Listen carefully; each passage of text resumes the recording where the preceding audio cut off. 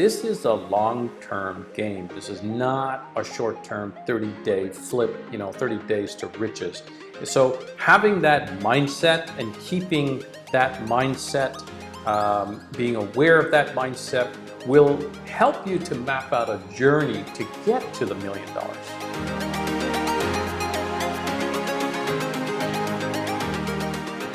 Hey, welcome everybody. This is Naeem Jutt with Ecom Trailblazers, and today I'm going to be covering how to get started in 2020 with dropshipping, a step-by-step guide. I'm going to go over 7 major pillars or 7 major steps that you need to do to cover the entire life cycle, the map, if you will, the operations, if you will, on how to do dropshipping end to end.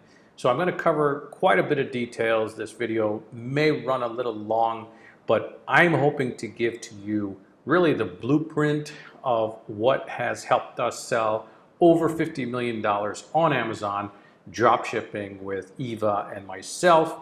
And so with that, let's go ahead and jump right in. So there's going to be 7 steps that I'm going to cover, and I'm going to spend some time going through each one of those. And I'll put some notes as well with this video because there is a lot to cover. And of course, I'll be looking forward to comments and feedback, and I will answer, and Eva will answer as many questions as we can coming out of this video.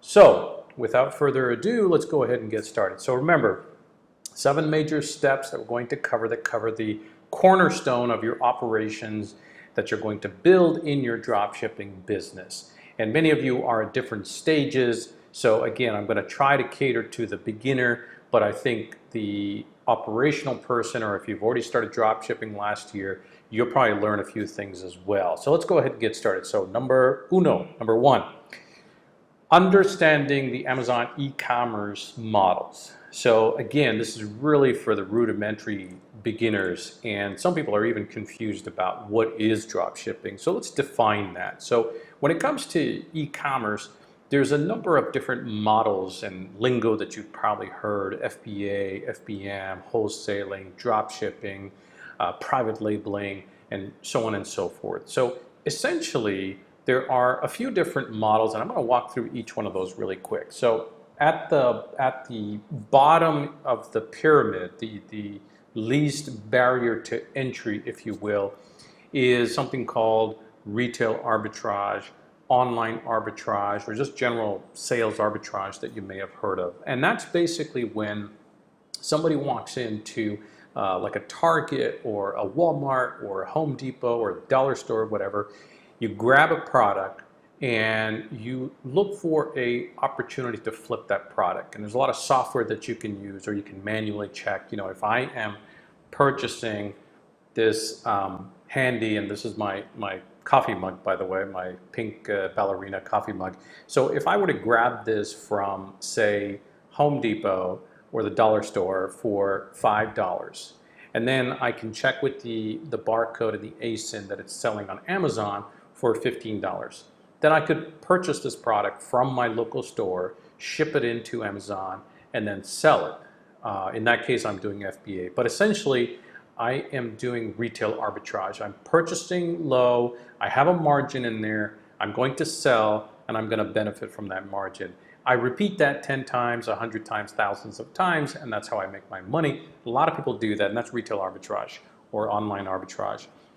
Then you have dropshipping, which is where we kind of focus. And by the way, we've done all these models and we've settled onto dropshipping, and I'll maybe do another video to explain why we decided dropshipping instead of these other models. So the dropshipping model has a couple of variations to it, but the essential model is basically that I am listing, and we'll go back to this trusty, beautiful mug. I am listing this product on Amazon, not as FBA. I'm not shipping it to Amazon. I'm simply listing it. And then when a sale comes in, at that point of time, I am going over to my dollar store or online source or wherever I'm getting this product. At that point, I am purchasing it and having it shipped by the supplier or myself, or FBA, you could do that as well. And sending that to the customer to fulfill the order. Same concept, I'm purchasing it for $5. The customer is purchasing it on Amazon for 15. I've got a little margin in there after the fees, and I'm really looking at volume. I'm scaling this. I want to do this 10 times, 100 times, 1,000 times, and the pennies turn into dollars, which turn into tens and hundreds and thousands of dollars. Then there's another model, which is private label. And we've done a lot of that. We've done over $1 million in private label over the last few years.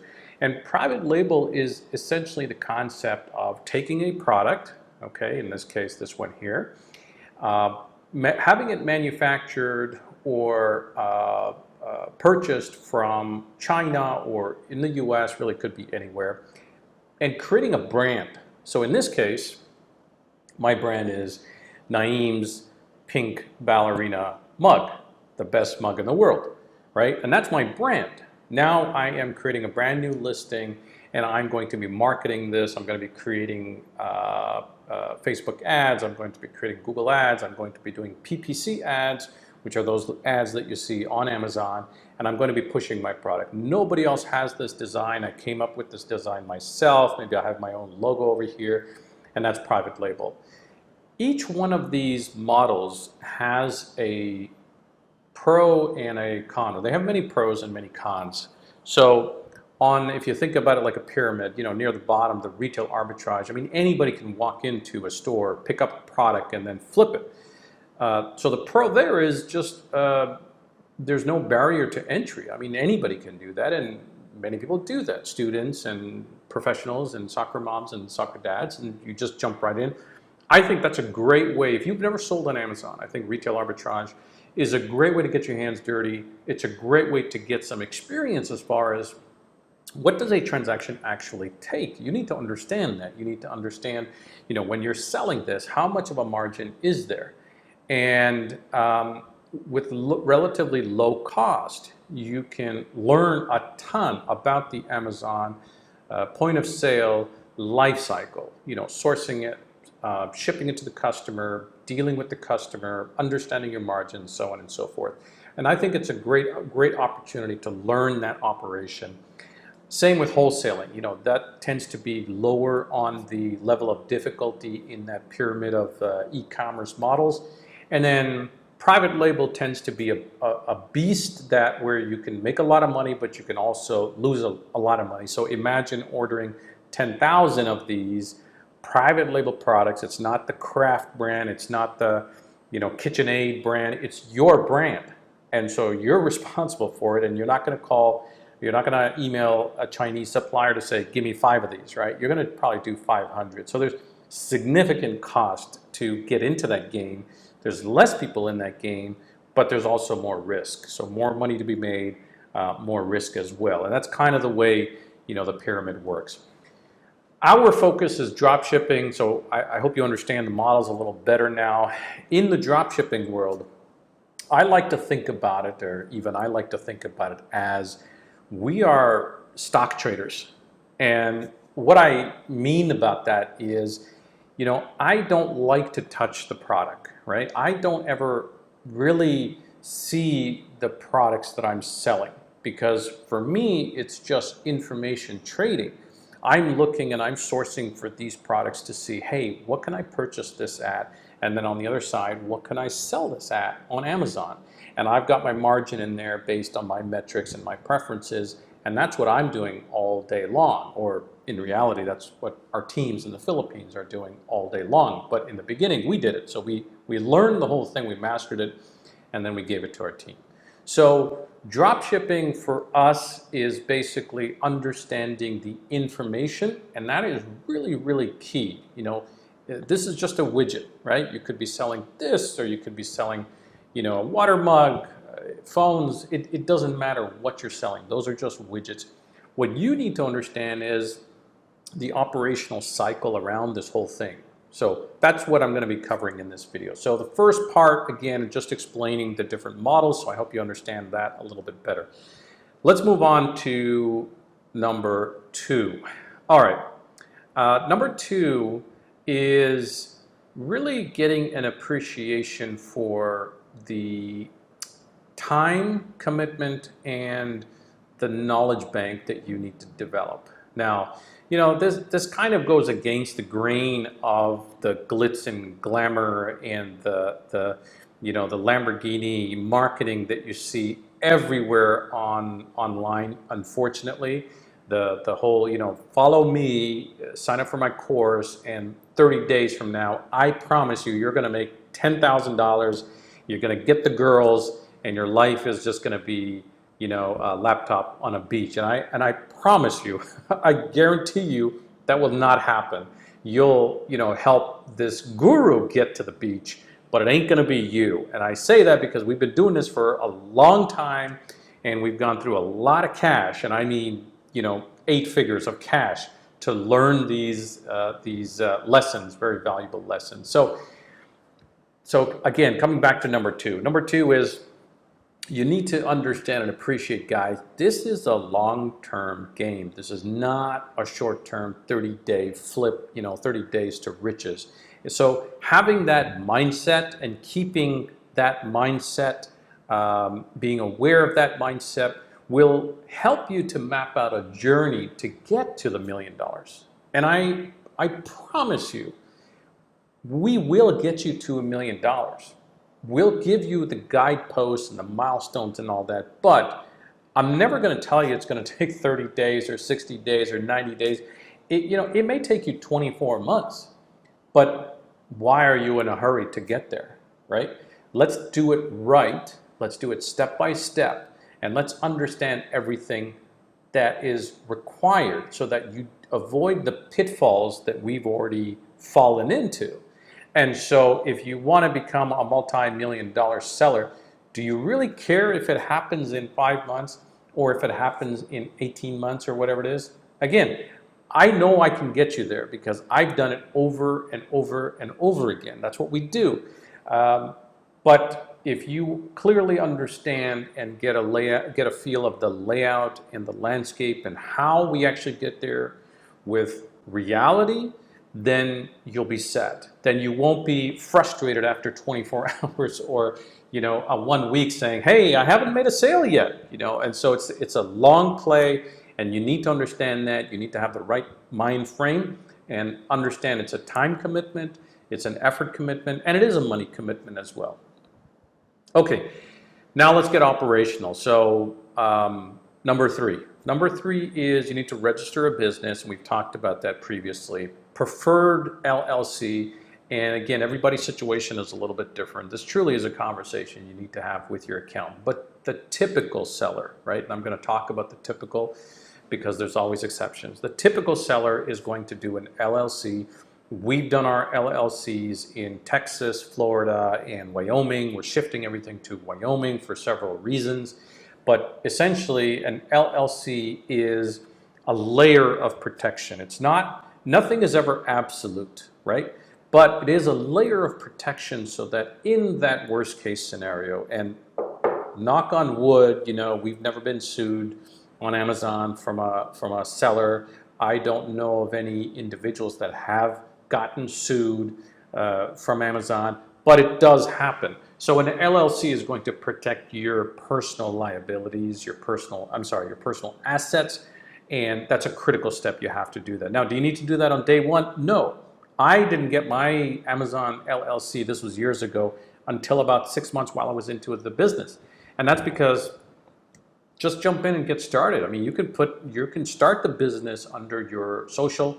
It's a level of comfort that you're good with. If you're good with saying, hey, I'm okay, I'm just learning, I'm going to sell a few products, I'm just going to put my social security number in there, Amazon allows that. And so again, that's a personal choice. I didn't get my LLC until 6 months into the business. But if you're of the type that you feel more at ease and you want to reduce any risk, start day one with an LLC. These days, it's really, really not expensive. You could literally have it in the same day. Okay, so number 4. And by the way, one more tip on the LLC. When you create your Amazon account and your store name, make sure your store name is different from your LLC. And the reason why is because if I have a store and it's called, you know, the Red Tent Sales, okay, that's the name of my store, the Red Tent Sales Store, okay, and my business is Naeem LLC. If the public only knows me on Amazon, if all you know buyers know me on Amazon as Red Tent Sale, it's going to be one step harder for them to find Naeem LLC to come and sue. Okay, again, I'm giving you the worst case scenarios here. These things have not happened, so I don't want you to get too caught up in this, but it's good to understand this. So again, by changing the name of your, or having a different name of your LLC and your store, it's one step, another step in that layer of that you're trying to build to protect yourself, protect your assets, etc. That's the reason why we always say, you know, use a different name. And actually, once you get going, you can change the name of your store as many times as you want, and it's good practice. You don't have to worry about that now, but it's good practice to change the name of your store every once in a while, okay? Just because there's people in the business of just litigation, okay? So about once a year, maybe sometimes, you know, twice a year, we actually change the names of our stores because there's also bad hombres who are other sellers that are sniping from you. They're copying your products. There's all kinds of games that unfortunately people play. So it's a good practice to change your store name every once in a while. Okay, let's move on to number 4. So number 4, create a new dedicated email that you're going to be using with your Amazon store and your correspondence with Amazon or customers or really anything to do with your business. You don't want to use your personal email, right? So, you know, don't use naeem@gmail.com on your Amazon store or whatever your personal email is, but create a brand new one, right? So in this case, you might want to create, you know, redtentsale@gmail.com if you like Gmail, and then use that. So again, you try not to be involved personally putting your name out there, your personal email, because again, that could be linked and traced and so on and so forth. So it's just also a good idea not to mix your personal, you know, all your personal business and communications with your business communications. And so having a dedicated Gmail is a great idea, or whatever email service you like to use. I think the whole world uses Gmail now. I mean, isn't it? It's kind of weird. Every once in a while, I'll get an email from a Yahoo or God forbid an AOL customer. It's like they're still out there. All right, let's move on to number 5. Okay, number 5. Same as the email, do not use your personal cell phone. And I know people do this all the time, but it's really not a good idea because your personal cell phone is tied to you. It's very easy to do a phone number lookup and to find you. And we're all about protection and asset protection and layers of security. So you can easily just get a free Google Voice number, you know, and just tie it to your cell phone. You just need a US cell phone to validate it. And actually people internationally can do that too if you've got a friend in the US, and get yourself a free Google Voice number validated against local cell in the US, and then you can use it internationally. So we have many Google Voice numbers. Our team in the Philippines, they actually have one of my Google Voice numbers. If customers call, Amazon calls, it actually rings on their laptop, on their computer, and there's a whole team there that'll answer it. But for you, just use that Google Voice number or whatever other free number that you want to use. Okay, that was number 5. Number 6, and this one is kind of obvious, open up a Amazon Pro account. And you know, some people have asked, hey, can I just start with the personal one? Do I need the Pro one right away? Well, you know, the Pro account is like $39, and there's just a whole bunch of benefits. There's less fees, and Amazon probably treats the Pro account a little better when it comes to sharing the buy box. So lots of reasons. There's no reason not to start with a Pro account on day 1. So go ahead and register with a Pro account. And we'll have another video where we'll walk through the registration of a Pro account and kind of step by step, you know, what we've done what we do when we register new accounts, and we can do that in another video. Okay, let's see here. So that was number 6. Open up a Amazon Pro account. Number 7. All right, and this is the last point, right? I said there's going to be 7. Now, number 7 is a little detailed, and number 7 actually has 5 subsets of topics that I want to cover, milestones that I want to cover. So buckle in, take another sip of your ballerina coffee cup. Okay, that's my fuel, my coffee. All right. Number 7 is understanding your business departments. Sorry, my screen just blanked out. Okay, so number 7 is understanding your business departments of your operation. Okay, so it's really the complete operational circle of your business. And so what does that mean? So in your business, and this actually applies to any business, not just dropshipping, but in your business, I like to think about it as 5 different business units that you have to manage. Okay, your first one is going to be product sourcing. So this is basically finding that product that is going to sell well. Number 2 is once you've found the product, listing it on Amazon. So that's product listing. Number 3 is once you've got the listing in there and a product has sold, you now need to ship this cup, this mug, your products. So it's order fulfillment. And number 4 is once you've shipped it out there, it's going to be dealing with customers, returns and complaints and issues. So that's customer service.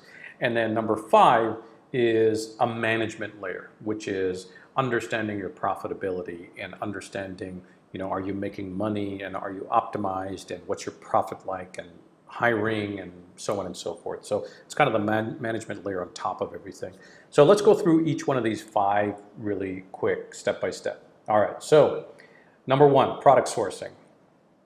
Okay, so as far as product sourcing is concerned, again, this is something that you need to master, and then as you grow and scale, you can outsource this to a team. You can hire somebody in the Philippines or India or wherever you like to get your VA, and then go from there. But product sourcing is going to be really the heartbeat of your business. Product sourcing is where you need to understand from the millions of products that are sold on Amazon, what is the target that is going to be a good product when it comes to drop shipping. And again, we'll have another video where we really dive into what are all the attributes that we look for. But I'll tell you at a high level. So at a high level, when we're looking at a product, we like to look at a few things. And again, this is specific to drop shipping. If I'm going to be talking wholesaling or if I'm going to talk private label, it's totally different or somewhat different. But when it comes to wholesaling, so I want to see rank, okay, and that's the sales rank. So I want to see, is the average sales rank sitting at 50,000? Is it sitting at 100,000? Is it sitting at 10,000? Right? And the lower the rank, the faster it's moving, the higher the sales velocity, etc.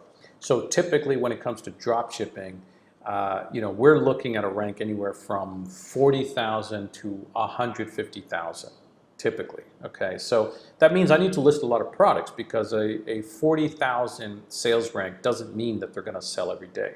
But again, drop shipping is all about scaling, so I'm going to have thousands of products. And if I get a percentage of them that are selling, that's where I'm making my money. So I'm going to look at sales rank. I'm going to look at the product itself. Is it oversized? Is it breakable? Is it too heavy? So for example, if this was glass, thin glass, and it was very fine, fine finished, I probably wouldn't sell it because of the risk of breakage. If this was, a full-size fridge that I was selling, we actually sell those, but it's more advanced for the beginner and for somebody getting into the business. You don't want to be selling fridges. You don't want to be selling pool tables. You don't want to be selling sofas because there's more fees, there's more complexities. The delivery courier company has to make a schedule to go drop it off and your customer's not there. It just brings on a lot of headaches, okay? When you get really good at it, you can look at those kind of products. So I'm going to look at sales rank, I'm going to look at the product viability itself, breakage, Is it an electronic product? Electronics have a lot of returns. So we stay away from electronics because you're going to lose money on returns. Is it too heavy? Is it too big? It needs to be standard size, and Amazon does have a standard size. So you want something that is easy, it's a widget, it's ready to go, and you can get it out the door. Pricing, is this something that is $10, right? If this is selling for $10 on Amazon, I'm probably not going to bother with it, because even if I can source it at a really good price, the margins are just going to be pretty small, right? So I'm going to target pricing to say I'm going to look at products that are going for $30 and above, because when I source it, am I paying a delivery fee? Or I'm sorry, am I paying a shipping fee, right? So let's say I source this product and it's $19.99, great, but now I got to pay $5.99 to Walmart. Well, there goes all my margin, and so it's not worth it. So I want to be within a certain price range to make sure that I get the margin that I'm looking for. So those are some of the things when it comes to product sourcing. You need to understand that, you need to master it. What is that ideal product that's going to be selling? And again, we'll do another video where we do a deep dive on product sourcing and how exactly we select a product. Now, again, in the beginning, you want to go ahead, just purchase it, or list it, because even if you lose a few dollars, you need to learn the cycle, and that's perfectly fine. I would say that most people should not aim to make profit within the first 60 days. The first 60 days, just buy and sell, or just list products and then fulfill, so that you can understand all of these things, because there's a lot of little nuances and a lot of learnings that you have to do on your own, even as much hand-holding as we might do. Okay, so we talked about product sourcing, we talked about product, we talked about product sourcing. So number two, sub-step two over here is product listing. And so product listing is something where, you in the dropship business, we work on volume. We want to list, 100 of these different products, because we're not selling necessarily the fastest moving products. So when it comes to listing, you need to understand how to list a product. Now in dropshipping, it's actually relatively easy, because it's not private label. You're not creating a brand new product. So you don't have to worry about photography. You don't have to worry about listing. You don't have to worry about any of that stuff. All you're really doing is looking at this product that's already listed and just adding your listing to it, which literally takes less than a minute. So that's actually pretty quick. However, you do want to understand that when you're sourcing and listing products, are there any limitations? So is this a IP sensitive product? So for example, if it was a Nike pair of shoes, well, those are what they call gated products, right? Those are big brands, and they have legal teams, and they watch who's selling their product. So you probably don't want to list a Nike brand product or any of the other big brand products. And you can find, which brands are restricted or not. You can do some Google searches, and we can share some lists where there are restrictions, and so you either are restricted or you may be gated. And gated is where Amazon basically, when you start off with a new account, does not allow you to sell in certain categories, okay?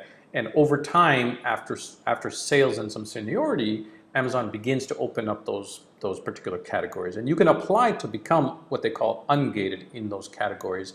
But again, the more you sell, the more experience you get, the more Amazon will open up the doors for you, so to speak. So listing is something you need to practice. Just start listing products and understand what you can list and what you can't list.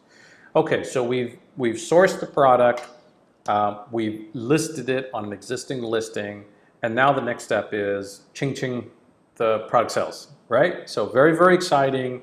First sale, let's make a big deal out of it. You've just sold your first sale, and hey, you only made $2, but who cares? You just sold a product on Amazon. You're an Amazon seller. You're a legit Amazon seller now.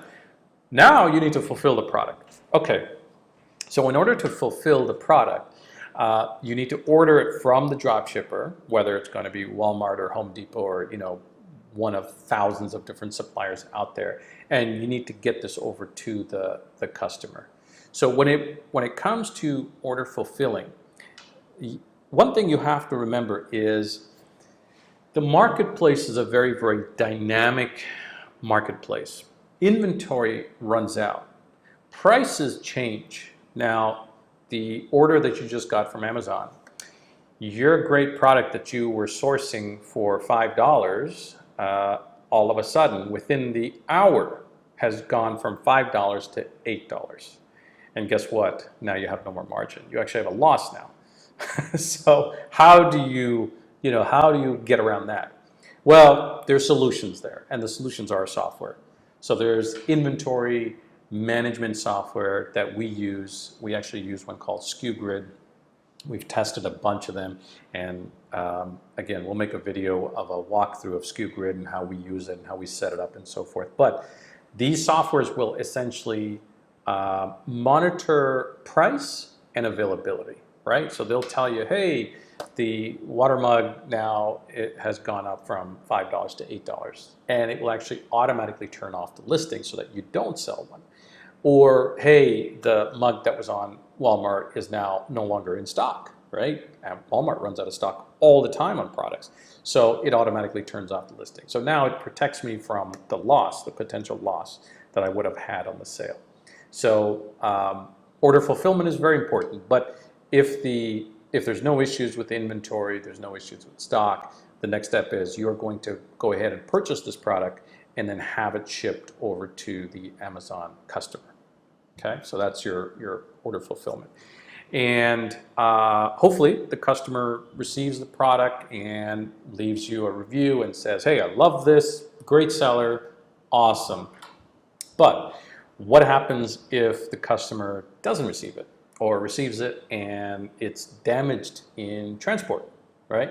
Well, that's where the next step of your business, the next pillar department or business unit of your business comes in, and that's number 4, which is customer service. So as customer service's job is basically to monitor customer feedback, any issues with orders like this, issues with your suppliers such as Walmart, issues with your Amazon account, etc., etc. You also can email and ask for feedback. In the beginning, you probably will not have a lot of customer service, but as you can imagine, when you're shipping out thousands of products, you're going to have a lot of customer service issues, and that's just the nature of the beast. That's just part of the business, and you understand how to implement that. The good thing is, you can learn it, you will learn it, but eventually you can outsource all this. And when you get to that level, you shouldn't be tied down working on emails. But I would say for the first 6 months, for the first year, absolutely, you need to learn exactly how to do it, because that's what we did. We learned how to do all that. Okay, that was 4, and the 5th one is what I talked about earlier, which is management, and that's really understanding your business. So in the beginning, it's pretty simple. You might have a single spreadsheet and list your 10 sales a day or 10 sales a week, or whatever it is, and you can relatively see your cost for those sources, your sale, your Amazon fees, and kind of keep it straight for the most part. As you scale and you start doing 20 sales a day or a week, the numbers start increasing and there's more things to track. So you need to make sure, are you profitable? Because you're not going to be profitable in every single sale. You may have some products that you're going to ship out that you just lost money on. Again, that's just the cost of ownership. But you need to understand your profitability to make sure that you are taking the profits, reinvesting, and scaling, and that's how you're going to scale your business.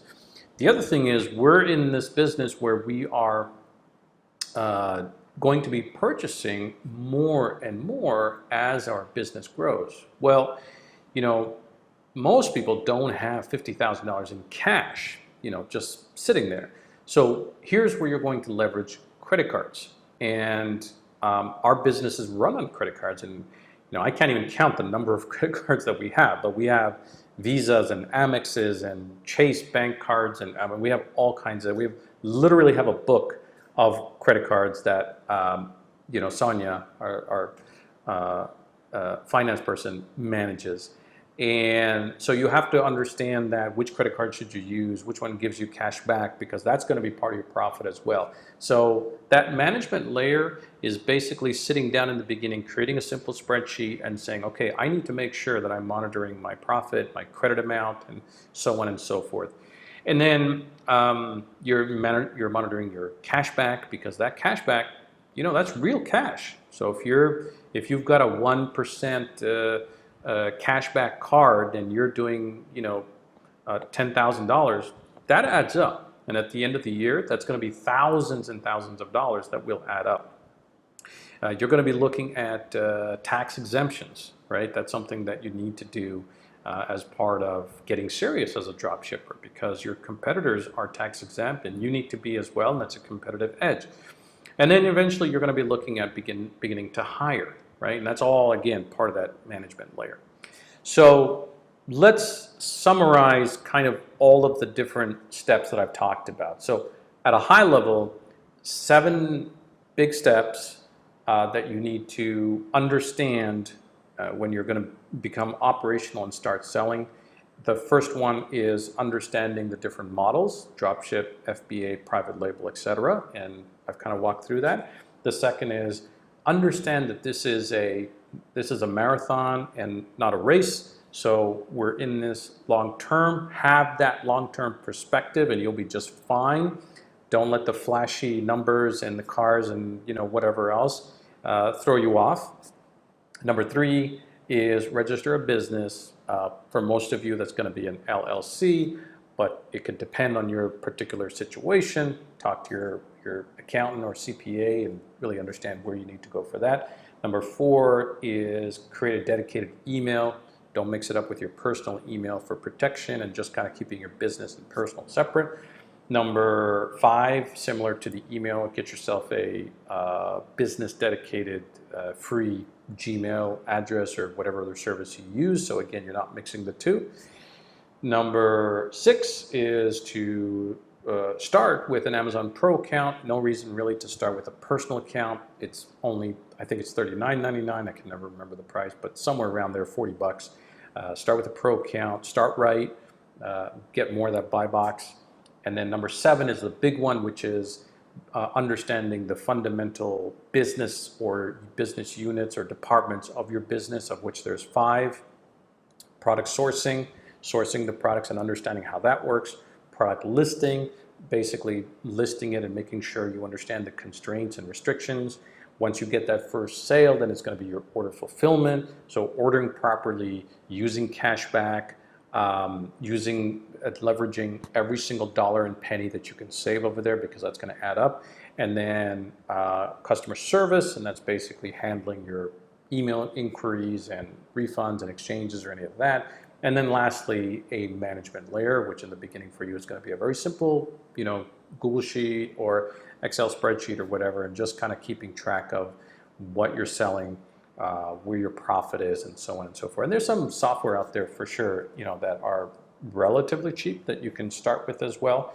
But we use a combination, and we have a lot of software in our business. And again, maybe we'll do an episode where we can go through each of the different software that we use, why we chose them, and what we use them for. Okay, having said all that, and that's a lot of information that I've shared with you, the singular thing that I want you to take away from this video is this.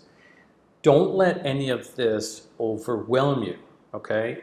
You're not gonna master the whole thing, you know, before you start. Don't get caught in the paralysis by analysis mode, okay? What you need to do, literally, and I mean like today, is take massive action. So from those things that I listed, there's things you could do today. You can create a new Gmail today. You can register an LLC today. And then heck, you can, you know, once you've done that, you can go ahead and list a few products. If you've got the time, you could do all of those things in one day. And then, well, Naeem, but hold on, man, I don't quite understand the profit. Hold on, I don't quite understand the sourcing. It's okay, it's okay. Consider that your first $100 is going to be for learning. And I know that's relative, you know, for some of us, $100 is a big deal. But look, you got to look at it from this perspective. We're buying into $1 million, $1 million plus dollar business, right? If somebody came along and says, hey, let's open up a restaurant together, how much would you be investing? So in this case, if you're investing a few $100s to learn, on your own business, that's well invested money.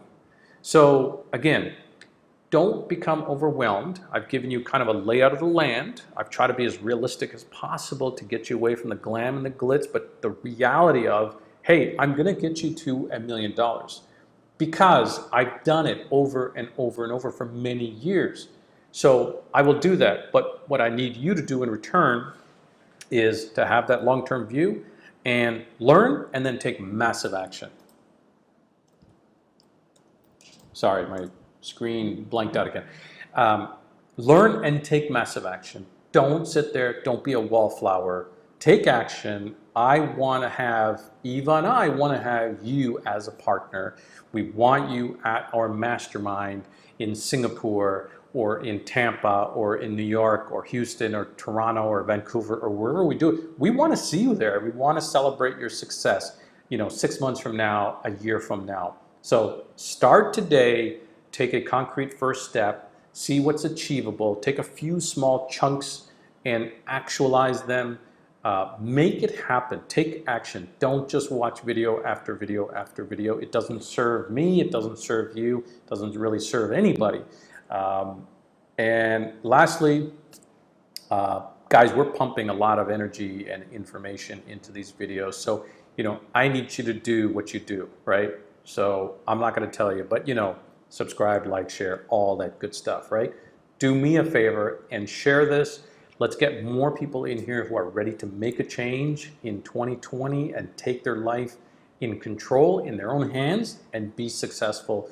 I only feel good about this if I'm sharing and paying back what I've learned from others. So maybe what I'm going to do, I'm kind of just making this up right now. Maybe I think what I'd like to do is I'd really like to reward those of you, because I know some of you have really been stepping up and I've seen that, and that's awesome. I mean, really awesome. I think what I'm going to do, and Eva may kill me for this, but I'm going to give away 30 minutes of my time. Now look guys, I do consulting as well, right? And I charge about $2,000 an hour for my consulting. All right, so this is valuable, and you can ask Sonia, who's in the back somewhere doing some accounting, that the last thing I need is more projects. But what I'm going to do is I'm going to give away 30 minutes of my time, one-on-one consulting. And heck, I'm going to throw Eva under the bus too. I'm going to volunteer Eva to do this too, okay? So we'll figure out a decent frequency. Once a week maybe once every 2 weeks, whatever we can actually commit to. For those of you that will like the video, subscribe to the video, share this video, and I know that there are some restrictions, you can't share the video, so on, but take the message and post it on your Facebook, Twitter, whatever, and share the screenshot in our group. Okay, we want to see that you've actually shared the message. However you do it, be creative. Okay, you can take screenshots, you can download the video yourself. You people are very smart. So for those of you that are willing to take action, and I'm hoping this is prompting you to do that, I or Eva will randomly select somebody once a week, maybe once every 2 weeks. I don't want to overcommit, and just sit with you for 20 minutes, half an hour, and walk through your particular scenario, help you set up your Amazon account, answer all your questions, whatever we can do to nudge you and push you along.